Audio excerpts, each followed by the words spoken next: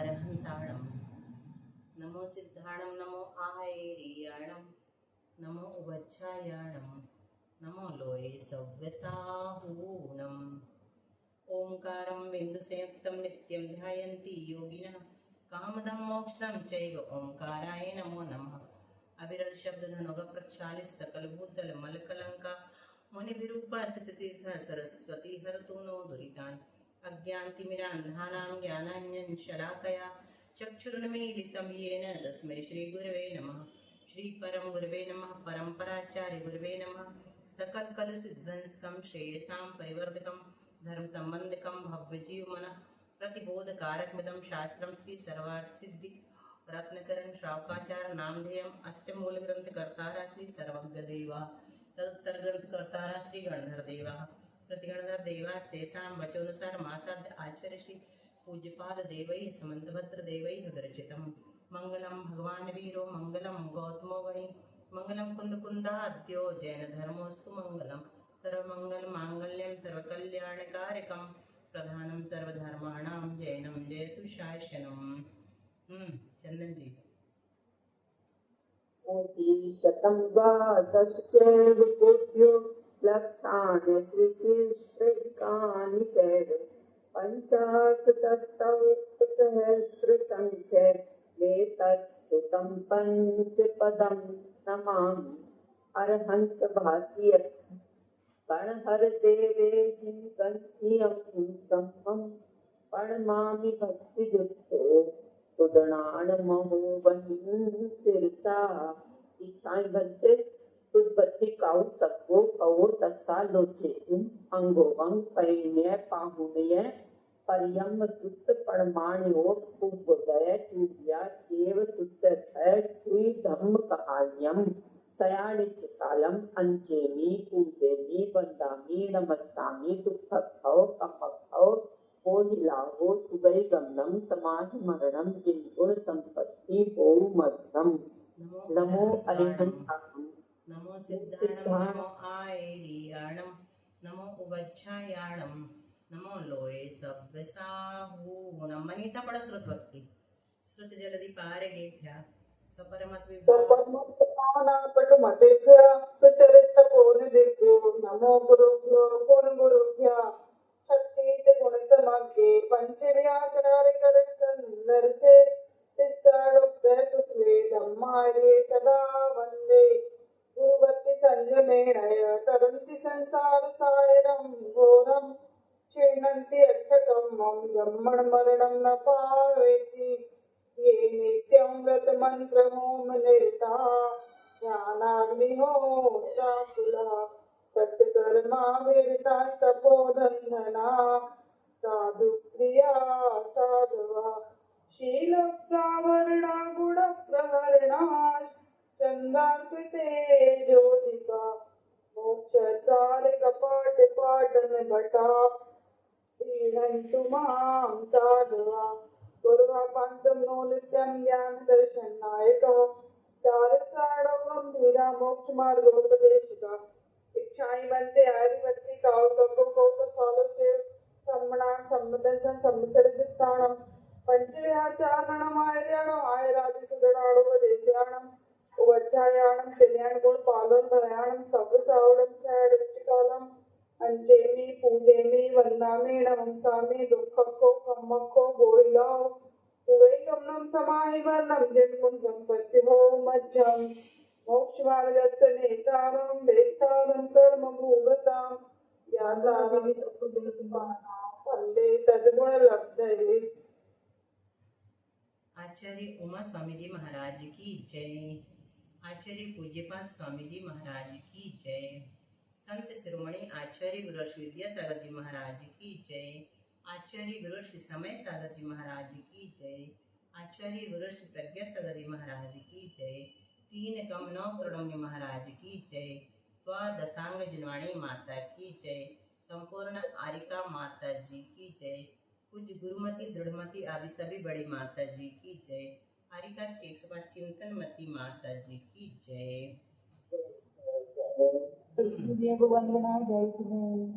किस किस को याद है बिना देखे अर्थ सहित आठ हो गए थे कि 9 कल? रत्नकरण श्रावकाचार्य जी दीदी 12 कितने? 12 हो गए।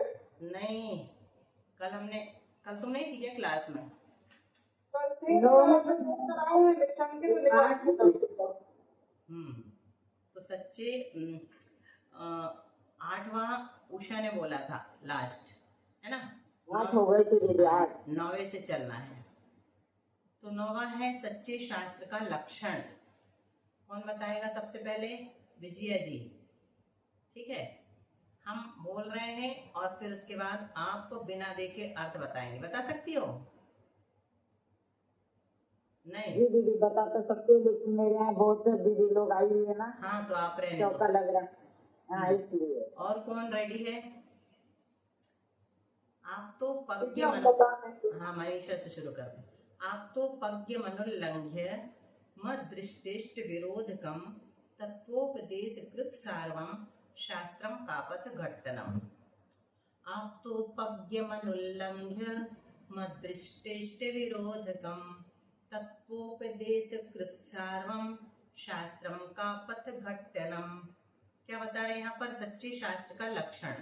जो आप तो पज्ञ हो अर्थात सच्चे देव के द्वारा कहा गया हो, अनुल्लंघ्य हो। आप तो पज्ञम अनुल्लंघ्यम यानी किसी भी वादी अथवा प्रतिवादी के द्वारा जिसका खंडन न किया जा सके, और अदृष्टिष्ट विरोधकम, और क्या अदृष्टिष्ट विरोधकम का क्या अर्थ है?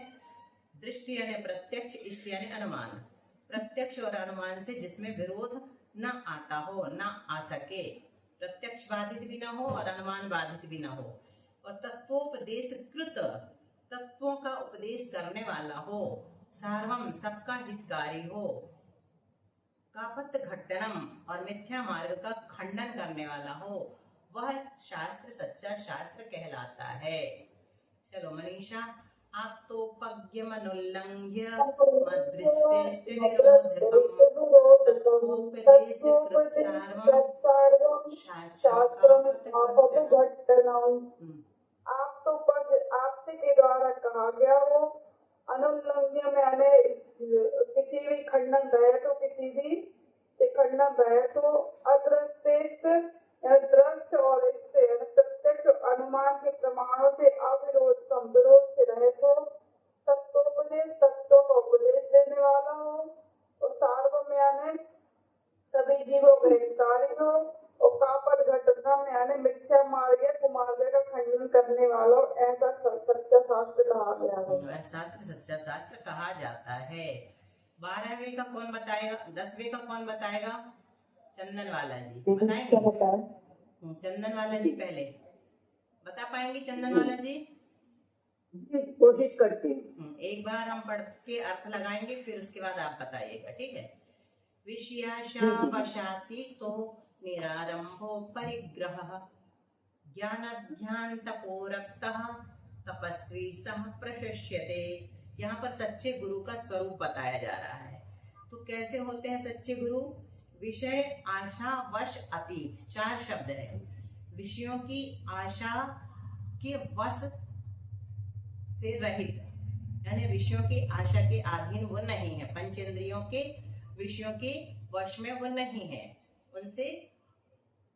और निरारंभो परिग्रह, आरंभ से रहित हैं, परिग्रह से रहित हैं। और किससे सहित हैं? ज्ञान ध्यान तपो रक्तः, ज्ञान ध्यान और तप में लीन है। सह तपस्वी प्रशस्यते, वह साधु प्रशंसनीय होता है, वही सच्चे साधु कहलाते हैं। बोलो चंदन जी।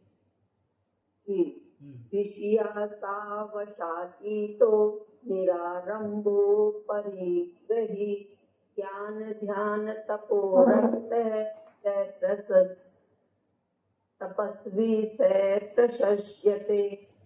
ऐसे सच्चे साधु जो विषय वासनाओं के बस से रहित हैं और बिना आरंभ से रहित हैं, परिग्रह से रहित हैं, सदैव ज्ञान ध्यान और तप में लीन रहने वाले हैं, ऐसे साधु ही प्रशंसनीय हैं। आपने शब्दार्थ नहीं बताया, भावार्थ जैसा बताया, थोड़ा सुधारना पड़ेगा। उषा बताओ तुम, फिर उसके बाद अगला सविता बताएगी। विषयासावशातीतो निरारम्भो ज्ञानाध्यानतपोरक्तस्तपस्वीशा प्रशस्यते। विषय आशा से रहित, अतीत, विषयों की आशा के बस से रहित हो, और निरारंभ परिग्रह, आरंभ से रहित हो, परिग्रह से रहित हो, और ज्ञानाध्यान तपोरक्तस, ज्ञान ध्यान तप में लीन हो, लीन हो। तपस्वी शास्त्र शस्यते, वह है तपस्वी कहे जाते हैं।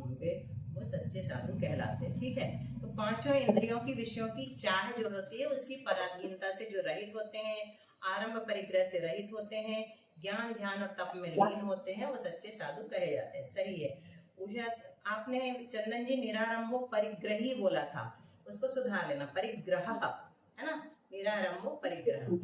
चलो सविता बताओगी तुम अगला, हम एक बार बताएंगे, उसके बाद 2 बार बताएंगे।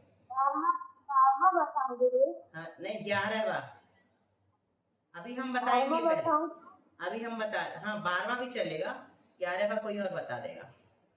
अभी हम 11वां, 1 मिनट, 11वां कौन बताना चाहेगा? अरुल,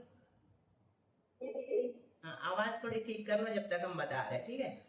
इदमेवे दृश्यमेव तत्त्वं नान्यं चान्यथा इत्यकम्पाय सांभोवत् सन्मार्गे संशया रुचिः। ये है श्लोक नंबर 11। निशंकित अंग, निकांक्षित अंग आदि 8 अंगों का वर्णन अब शुरू होता है। ठीक है, इदम एव, संधि विग्रह कैसे होता चलेगा वो भी देखते जाना। इदम एव, ईदृशम एव, क्या तत्वम, अन्यत् न, अन्यथा च न, इति अकंप आयस अंभवत सन्मार्गे असंशया रुचिः। क्या कहते हैं?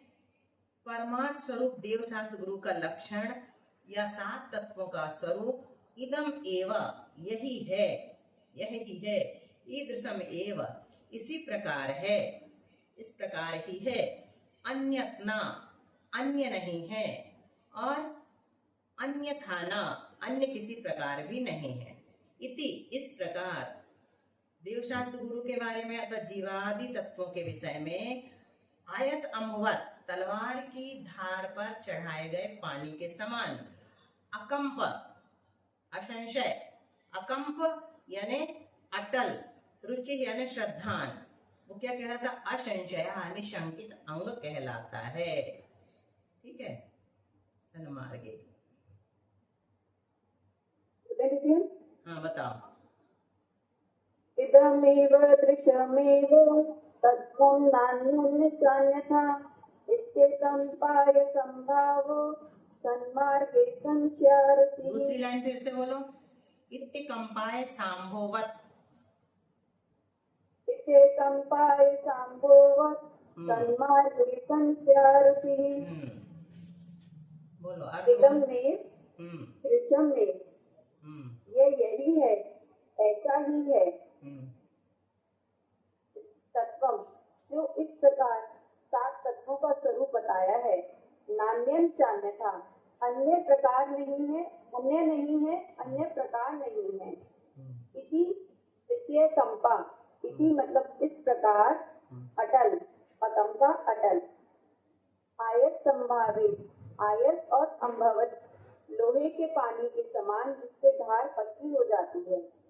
सन्मार्गे संशया रुचि, जिन धर्म में संशय रहित रुचि होना, ऐसी संशय रहित रुचि होना कि यही है, ऐसा ही है, अन्य नहीं है, अन्य प्रकार नहीं है, ऐसी संशय रहित रुचि होना निशंकित अंग है। नहीं, पूरी तरह सही नहीं है, थोड़ा सा बिखरा हुआ है, ऐसे समझना। एक बार हम बता के सीधे आगे बढ़ेंगे। ठीक है, तत्व ऊपर से ले लेना, मतलब सच्चे देवशास्त्र गुरु का लक्षण या जीवादि 7 तत्वों का स्वरूप, इदम एव, यही है, ईदृशम एव, इस प्रकार ही है, अन्यत न, बिल्कुल सीधा सीधा एक एक शब्द लेना, ज्यादा नहीं फैलाना, अन्य नहीं है, न च अन्यथा, अन्य प्रकार भी नहीं है, इति, इस प्रकार, सन्मार्ग यानी मोक्ष मार्ग में, जीवादि तत्वों के विषय में, देवशास्त्र गुरु के विषय में, आयस अम्बवत तलवार की धार पर चढ़ाए गए पानी के समान।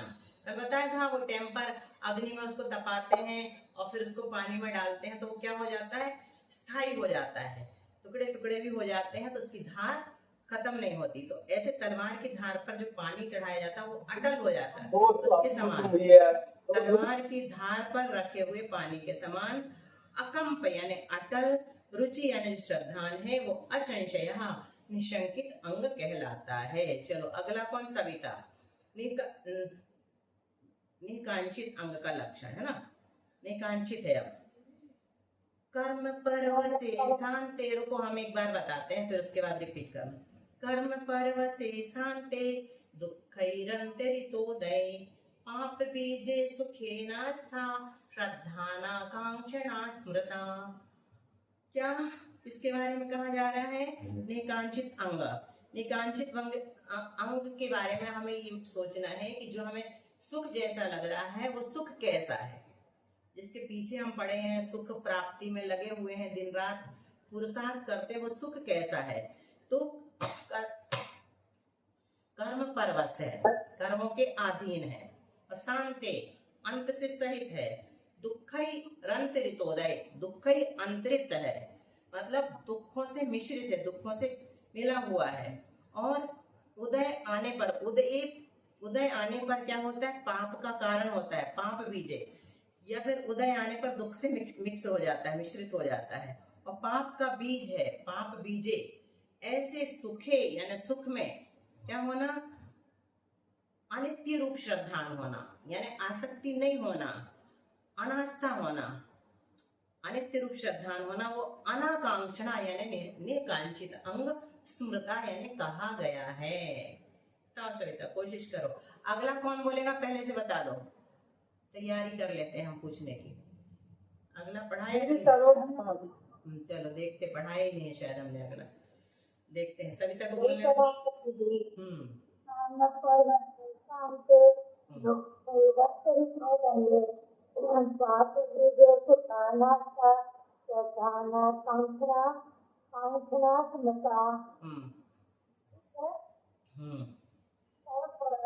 कर्मों के अधीन शांति मतलब अंत से रहित, सही है, मिश्रित अंतरिक्तदाय दुखों से जो मिश्रित है, पाप जो पाप कारण है, पाप का कारण सुख इंद्रिय संसारिक सुख या इंद्रिय संबंधी जो सुख है उसमें आसक्ति नहीं होना, अनास्था मतलब आसक्ति नहीं होना। इस प्रकार जो श्रद्धा है वह निकांक्षित अंग कहलाता है। ठीक है। अच्छा तुम्हारी आवाज आज फिर क्या हो गया, कल तो ठीक हो गई थी। चलो अगला शायद नहीं पढ़ा है अपन ने, है ना, 13 नंबर का पढ़ा ही नहीं है। चलो हमारे बाद रिपीट करेंगी सरोज भाभी। स्वभाव तो शुचौकाए,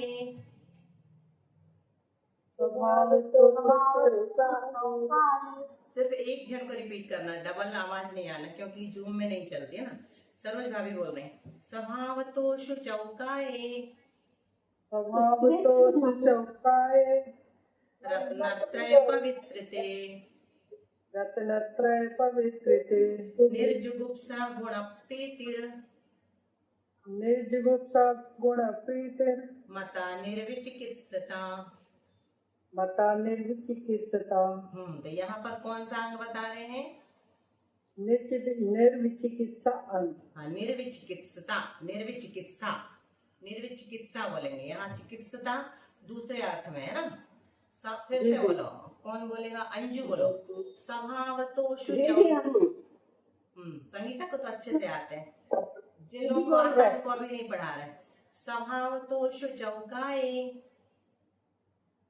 स्वभाव तो शुचौकाए, रत्नत्रय पवित्रते, रत्नत्रय पवित्रते, निर्जुगुप्सा गुण प्रीतिर, निर्जुगुप्सा गुण प्रीतिर, मता निर्विचिकित्सता।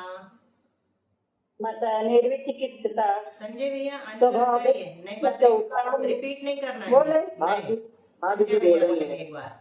स्वभाव तो चौकाए स्वभाव तो सुचौकाये रत्नत्रय पवित्रते रत्नात्रय पवित्र से निर्जुगुप्सा गुण प्रीतिर निर्जुगुप्सा गुण प्रीति प्रीतिर निर्प्रीतिर मता निर्विचिकित्सता। मता निर्विचिकित्सता। हाँ तो निर्विचिकित्सा अंग क्या है? स्वभावतः अशुचिकाय, स्वभाव से जो अपवित्र है ऐसा शरीर जो किससे पवित्र हो जाता है? रत्नत्रय पवित्रते, लेकिन रत्नत्रय से पवित्र हो जाता है। रत्नत्रय से पवित्र किंतु स्वभाव से अपवित्र शरीर में क्या करना? ग्लानि नहीं करना, निर्जुगुप्सा, ग्लानि नहीं होना, ग्लानि रहित होना। और गुण प्रीति, जो मुक्ति साधक गुण हैं, मुनियों के जो गुण हैं उनमें प्रेम करना, ये क्या कहलाता है? गुणों से प्रीति करना, ये निर्विचिकित्सा अंग कहलाता है। चलो एक और पढ़ते हैं अभी। विशेष तुमको बोलना है। तापते तापते सति दुःखानां तापस्ते सुलक्षते क्या कह रहे हैं संजय भैया? असं दीदी हम ये पूछ रहे हैं कि ये जो अशुचि शरीर से मुनियों से ही कहा कि सामान्य व्यक्ति से नहीं, मतलब घृणा नहीं करना, नहीं, ये बात सही क्या? जगत के किसी भी पदार्थ से अपने को ग्लानि नहीं होना चाहिए, दुर्गंध आदि से। और फिर विशेष रूप से यहाँ पर मुनियों को इंगित करके कहा है कि मुनियों के शरीर को देख करके भी, जैसे छेड़ा ना, मुनिता न मालिना न देख घिनावे, मुनिता न मालिना न देख घिनावे, तो उनके शरीर को देख करके इसलिए कहा है कि उनका शरीर थोड़ा सा वैसा हो जाता है स्नान गुण के कारण। तो कुछ लोग कहने लगते हैं कैसे दिखने लगे, कैसे दिखने लगे, तो मैल लग गया है, तो वो सब नहीं कहना चाहिए। और उससे देखो तो इनका तप कितना महान है कि शरीर में इतना मैल जमा हुआ है फिर भी कुछ नहीं, वैसे ही मुस्कुराती हुई मुद्रा, दिगंबर मुद्रा की महानता अपने। तो विशेष रूप से वहां पर प्रीति करना है उससे, और संसार के किसी भी पदार्थ से जो ग्लानि उत्पन्न करने वाला है उससे अपने को ग्लानि नहीं करना है। हर एक वस्तु से लिए कहा है, अकेले मुनि महाराज के शरीर से नहीं, अपने पास बैठे हुए किसी के शरीर से स्मेल आ रही है, मुंह से गंध आ रही है, तो भी अपने को ग्लानि नहीं होना चाहिए। चलो विशेष तुमको करना है। का पथे पति दुखानां का पथस्थे, बोलो, का पथे पति दुखानां का पथस्थेप्य सम्मतिः का पथस्थेप्य सम्मति असंप्रक्तिरनुकीर्ति असंप्रक्तिरनुकीर्ति असंपृक्ति री है ना, असंपृक्तिरनुकीर्ति असंप्रक्तिरनुकीर्ति रमूढ़ा दृष्टिरुच्यते। रमूढ़ा दृष्टिरुच्यते। बाकी लोग अपना थोड़ा म्यूट रखें थोड़ी देर, है ना, बाद में दूसरे बार नंबर आएगा। क्या कह रहे हैं? का पथे पथी, का पथ क्या कहलाता? मिथ्या मार्ग, मिथ्या दर्शन, मिथ्या ज्ञान, मिथ्या चारित्र। ऐसे पथी यानी मार्ग में, मिथ्या का पथ यानी मिथ्या, पथी यानी मार्ग में, और मार्ग स्वरूप दुखों के मार्ग स्वरूप मिथ्या दर्शनादि रूप कुमार्ग में। ये कैसे? दुखा नाम पथी है, ये दुखों के मार्ग हैं। कौन? मिथ्या दर्शन आदि। उसी को छोड़ने के लिए पहले सूत्र से आचार्य पूज्यपाद स्वामी हम लोगों को प्रेरणा दे रहे हैं कि ये जो दुख स्वरूप है मिथ्यात्व, वो हमारा छूट जाए ना। तो दुखा नाम पथी, जो दुखों का मार्ग है ऐसा मिथ्या मार्ग, उसमें अथवा उस मार्ग में अथवा उस मार्ग में स्थित जीव में, दोनों चीज, मार्ग में भी और मार्ग में स्थित जीव में, दो चीज है। एक मार्ग होता है कुमार, और एक उसमें लगे हुए जीव होते हैं जिनको अपन क्या कहते हैं? कुमार्गी, कोटे गुरु आदि, है ना, या श्रावक भी जो होते हैं। अपने जैन श्रावक को छोड़ करके बाकी जिनको अपन श्रावक नहीं कहते वो कुमार्गी होते हैं। तो दुखों के मार्ग स्वरूप जो मिथ्या दर्शन आदि रूप कुमार्ग है उसमें, और कुमार्ग में स्थित जीव में भी असम्मति यानी मानसिक सम्मति नहीं होना चाहिए, हमारे मन से सहमति नहीं होना चाहिए कि आप बहुत अच्छा कर रहे हो, है ना।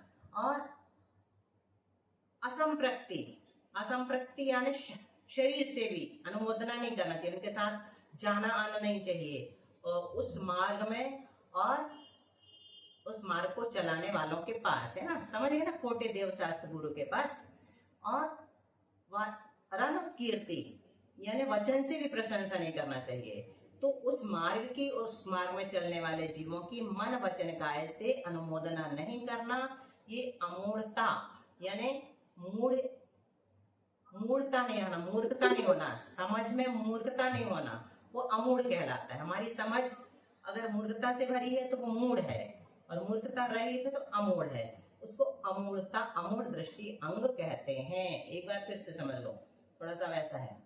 मोक्ष का पथे यानी जो दुखों का मार्ग है, ऐसे मिथ्या पथ में और मिथ्या पथ में स्थित जीवों में, दोनों के प्रति हमारी मन से, वचन से और काय से सहमति का नहीं होना अमूढ़ दृष्टि उच्यते, अमूढ़ दृष्टि अंग कहलाता है। वह सरल है। बोलो बाशु। पति पति दुःखानां बासु हो क्या? विशेष का नाम अब चला। ये अपन को अर्थ लगाना है। अर्थ बस बोलना, श्लोक तो बोल लिया। दुखाना, दुखों के पति का पथे, मार्ग स्वरूप मिथ्या दर्शनादि रूप कुमार्ग में, और का पथस्थे अपि कुमार्ग में स्थित जीव में भी असम्मति, मानसिक सम्मति से रहित, अनुकीर्ति, वाचनिक प्रशंसा से रहित और असंतृप्ति, शारीरिक संपर्क से रहित, वह अमूढ़ दृष्टि, मूर्ता रहित श्रद्धा, अमूढ़ दृष्टि अंग कहा जाता है। इसमें अपन को सम्यक दर्शन के अमूढ़ दृष्टि अंग का स्वरूप बताया है। बोलो आप संगीता, अब जरा तुम्हारा सुन ले। हाँ। का पति आने मिथ्या मार्ग में, पति दुखानां आने दुखों के पति का पति आने मार्ग स्वरूप मिथ्या दर्शन आदि जो मार्ग है, उनमें का पथत शेष संपत्ति आने कुमार्ग में स्थित जीव में भी मानसिक संपत्ति से जो रहित हैं, और जो वासनिक प्रशंसा से रहित हैं, और जो रन की असंप्रीति आने शारीरिक संपर्क से भी रहित हैं, उन्हें अमूढ़ा दृष्टि आने अमूढ़ता से रहित या मूर्ख व्यक्ति अमूढ़ दृष्टि अंग कहा जाता है। नहीं, बिल्कुल गलत हो गया, सही नहीं बताया आज तुमने। कल तैयारी करके आना इसको। नहीं, बहुत अच्छे से नहीं बताया, शुरू से ही थोड़ा सा मजेदार नहीं। अच्छा, एक बार फिर से बताओ। आज नहीं बताओ, आज का टाइम हो गया है, कल करेंगे। ठीक है, कल करेंगे रिवीजन। जैसे कोई हाँ, बोलो बोलो। एक श्रावक भी है, लेकिन वो भी दूल्हेबाजी को मानता है, तो भी कुमारी कहलाएगा क्या? हाँ, वो तो वही तो है। उसके साथ अपन उसके मंदिर चले गए, उनके गुरु के पास चले गए, जैसे जैसा वो कर रहा है वैसा वैसा सब, तो ये सब मूर्खता कहलाती है अपने, है ना। तो जैन मंदिर भी जाता है दीदी, और दोनों मंदिर जाता है। उसी को तो सुधारना है। वही तो, वो तो और ज्यादा खतरनाक होता है कि उसको अपने सच्चे देव, सच्चे शास्त्र, सच्चे गुरु के प्रति श्रद्धा नहीं है। उसको लगता है कि वहां ज्यादा चमत्कार है, चलो वहां चलते हैं, यहाँ तो कुछ हो ही नहीं रहा है ना। वो डगमग है उसकी नैया, उसके पास सम्यक दर्शन नहीं है ना। चलो थोड़ा सा सवार सिद्धि पढ़ लेते हैं, कल इसको और अच्छे से समझना है। सब लोग अच्छे से करके आना तैयार। का पथे पति दुखा नाम, ऐसा है संगीता, दुखों का जो मार्ग है, ऐसा कापथ यानी मिथ्यात्व में, मिथ्या दर्शन आदि में, और कापथ स्थेप्य और मिथ्यात्व आदि में स्थित जो जीव है, उसमें बस मन वचन काय से सहमति नहीं होना, इसे अमूढ़ दृष्टि अंग कहते हैं। खूब डिटेल में जाओगी तो गड़बड़ अर्थ हो जाएगा। ठीक है, भावार्थ सही था तुम्हारा। कल अच्छे से बताऊंगी। हाँ, कल अच्छे से बताना। भावार्थ सही था, जो शाब्दिक अर्थ था वो थोड़ा गड़बड़ हो गया था। चलो, तो क्या कहा था आचार्य श्री, हम सूत्र पढ़ रहे थे, प्रतिव्यक्त तेजो वायु वनस्पति स्थावरा, है ना, ये वाला सूत्र चल रहा है। तो अपने 5 भाव हो गए हैं। 8 कर्मों की स्थिति सविता से पूछना है। बोलो सविता, 8 कर्मों की स्थिति ज्ञान आवरण की कितनी है? तुम्हारी आवाज आज गड़बड़ है। रत्नावरण की थोड़ा सागर, अंतराय की थोड़ा सागर, और दर्शन मोहिनी की 70, और 16 कटाई की 40, उनके प्रकार दीदी आरतिशोक, हाँ, आरतिशोक, भय, जुगुप्सा। नपुंसक वेद की कोड़ा कोड़ी सागर, वेद की संज्ञा कोड़ा कोड़ी सागर, और उसकी व्यक्ति और पुरुष वेद की पुरुष वेद की कोड़ा कोड़ी सागर, और शास्त्र वेद की संज्ञा, और देवायु नरकायु महरक्षा की सागर, और मानस त्रयंचायु पल्ले और नीच गोत्र उच्च गोत्र 10 पल। देखो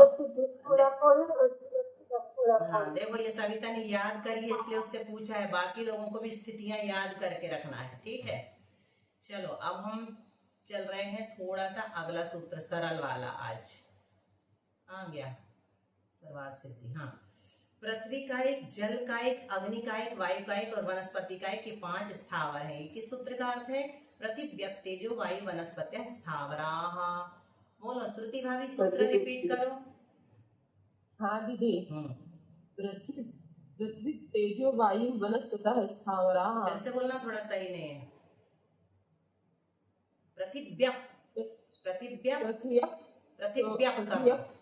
वायु वनस्पतः स्थावराः। हिया बोलो, अनम्यूट करो। हाँ बुआ। हाँ, पृथ्वी तेजो वायु वनस्पत्या स्थावराः। पिंकी बोलना जरा। पृथ्वी सही है हिया, बढ़िया। वायु चलो, पृथ्वी कायिक, जल कायिक, अग्नि कायिक, वायु कायिक और वनस्पति कायिक, ये 5 स्थावर हैं। पृथ्वी काय आदि, यहाँ दिख रहा है कुछ अंतर? पृथ्वी काय के बाद यहाँ क्या लिख दिया? पृथ्वी काय, है ना। पृथ्वी काय आदि स्थावर नाम कर्म के भेद हैं। उनके उदय के निमित्त से जीवों के पृथ्वी आदि, अब यहाँ पर क्या लिख दिया? पृथ्वी, ये विशेष है, अभी बताएंगे। पृथ्वी आदि नाम जानने चाहिए, ठीक है। पृथ्वी काय आदि जो है वो स्थावर नाम कर्म के भेद हैं। 148 भेदों में एक स्थावर नाम कर्म भी है। तो ये जो है पृथ्वी कायिक, जल कायिक, अग्नि कायिक आदि, ये किसके भेद है? स्थावर नाम कर्म के भेद है। और उनके उदय होते हैं, जब स्थावर नाम कर्म का उदय होता है तो जीवों के पृथ्वी आदि नाम जानने चाहिए, फिर उनको हम पृथ्वी जल आदि कहते हैं। यद्यपि ये नाम प्रथन आदि धातुओं से बने हैं। प्रथन यानी फैलाव, विस्तार, प्रथन आदि धातुओं से बने हैं, तो भी ये रौढ़िक हैं। 2 बताए थे ना, एक रौढ़िक होते हैं और यौगिक। यौगिक यानी व्युत्पत्ति परक, व्याकरण के सूत्र से बनते हैं वो। रौढ़िक का मतलब? रौढ़िक मतलब रूढ़ी परंपरा से चले आए हैं, कोई व्याकरण के सूत्र नहीं लगे। और यौगिक या व्युत्पत्ति परक मतलब व्याकरण के सूत्रों से जिनकी सिद्धि हुई है। तो यद्यपि ये नाम प्रथन आदि धातुओं से बने हैं, मतलब इनको यौगिक कहना चाहिए, धातु से बने हैं तो, है ना। धातु से बने मतलब व्युत्पत्ति, व्याकरण आ गई बीच में, धातु और ये सब होते हैं ना। तो भी ये रौढ़िक हैं, बने हैं तो भी ये रौढ़िक हैं, मतलब रूढ़ी से इनको पृथ्वी आदि कहते हैं। इसलिए इनमें प्रथन आदि धर्मों की अपेक्षा नहीं है, क्योंकि प्रथम धर्म की अपेक्षा मानेंगे तो क्या कहलाएगा? व्युत्पत्ति परक कहलाएगा। और प्रथम धर्म की अपेक्षा नहीं मानेंगे तो रौढ़िक कहला जाएगा। अंतर समझ में आया? थोड़ा सा प्रज्ञा नहीं दिख रही है आज, क्यों शालिनी? आया समझ में? शंका, अब शंकाकार आया। आर्ष में ये पृथ्वी, एक बार फिर से बता दो दीदी, एक बार फिर से बता दो। आर्ष मतलब होता है ऋषि प्रणीत ग्रंथ, ऋषि से बना है आर्ष। चलो एक बार और सुनो। पृथ्वी कायिक आदि स्थावर नाम कर्म के भेद हैं। आदि से क्या लेना? पृथ्वी, जल, अग्नि, वायु, वनस्पति सभी। तो उनके उदय के निमित्त से, मतलब स्थावर नाम कर्म के उदय के निमित्त से जीवों को हम क्या कहते हैं? पृथ्वी कहते हैं, जल कहते हैं, अग्नि कहते हैं, वायु कहते हैं, वनस्पति कहते हैं। क्योंकि उनका पृथ्वी का एक नाम कर्म का उदय तो उसे पृथ्वी कह दिया, जिसके जल का एक नाम कर्म का उदय उसे जल कह दिया, है ना। ऐसे नाम अपन ने दिए। अब आचार्य पूज्यपाद स्वामी थोड़ी कठिन भाषा में बताते हैं कि यद्यपि ये नाम प्रथन आदि धातुओं से बने हैं। क्या? पृथ्वी प्रथम धातु से बना, आदि से जल आदि लेना। अभी पृथ्वी अकेले के लिए प्रथन लिया, प्रथम धातु से क्या बना है? पृथ्वी बना है। प्रथन का अर्थ होता है विस्तार, पृथ्वी में विस्तार होता ना, तो विस्तार होता है इसका। तो प्रथन आदि धातु से बने हैं, फिर भी हम इसको व्युत्पत्ति परक न कह करके रौढ़िक कहते हैं। इसलिए इनमें प्रथन आदि धर्मों की अपेक्षा मत करना, ठीक है। अब शंकाकार कह रहा है ये पृथ्वी आदि अलग अलग 4 प्रकार के कहे हैं, सो ये चार भेद किस प्रकार होते हैं वो जो अपन ने पढ़े हैं। तो आचार्य कहते हैं पृथ्वी, पृथ्वी कायिक और पृथ्वी जीव, ये 4 भेद हैं। ठीक है, यह आया समझ में कौन से 4 हैं, देख के बताओ। हाँ, पृथ्वी कायिक और पृथ्वी जीव। बोलो हिया। हाँ बुआ, हम्म, पृथ्वी काय है, जल काय, नहीं, अग्नि काय, नहीं, वायु काय, वनस्पति वो काय। नहीं पूछ रहे। ये 5 स्थावर है। ये वाला पूछ रहा, पृथ्वी काय, पृथ्वी कायिक और पृथ्वी जीव। पिंकी बोलो, शालिनी बोलो, कहाँ हो तुम लोग? कायिक और पृथ्वी जीव। हाँ, तो इनमें से जो अचेतन है, ठीक है, इनमें से जो अचेतन है, प्राकृतिक परिणाम से बनी है, कठिन गुण वाली, उसे तो पृथ्वी कहते हैं। जैसे अपने घर का ये फर्श है, यहाँ अपन बैठे, ये क्या है, पृथ्वी है। अचेतन होने से यद्यपि इसमें पृथ्वी नामकरण का उदय नहीं है, अचेतन है ना। और पृथ्वी काय भी अचेतन है, पृथ्वी जीव भी अचेतन है। सिर्फ कौन है चेतन, पृथ्वी कायिक अकेला चेतन है। अपन जो हिंसा करते हैं ना, सिर्फ पृथ्वी कायिक की कर सकते, बाकी इन 3 की नहीं कर सकते। पृथ्वी जीव चेतन है, लेकिन अपन उसकी हिंसा नहीं कर सकते। क्यों?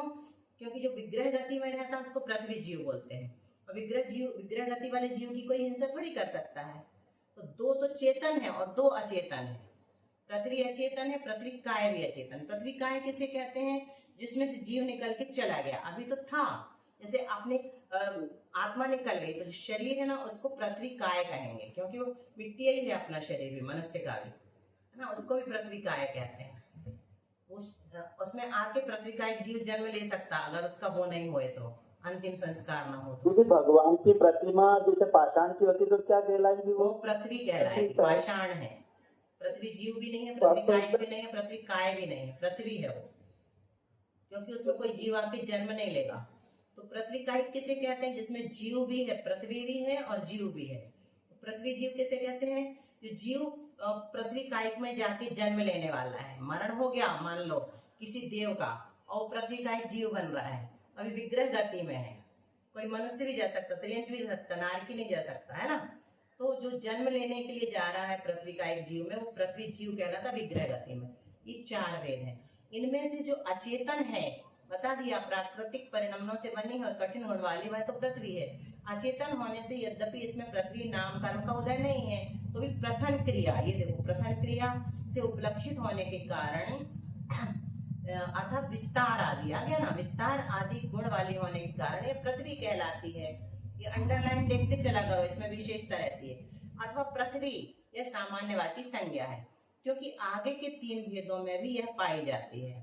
काय का अर्थ क्या है, शरीर है।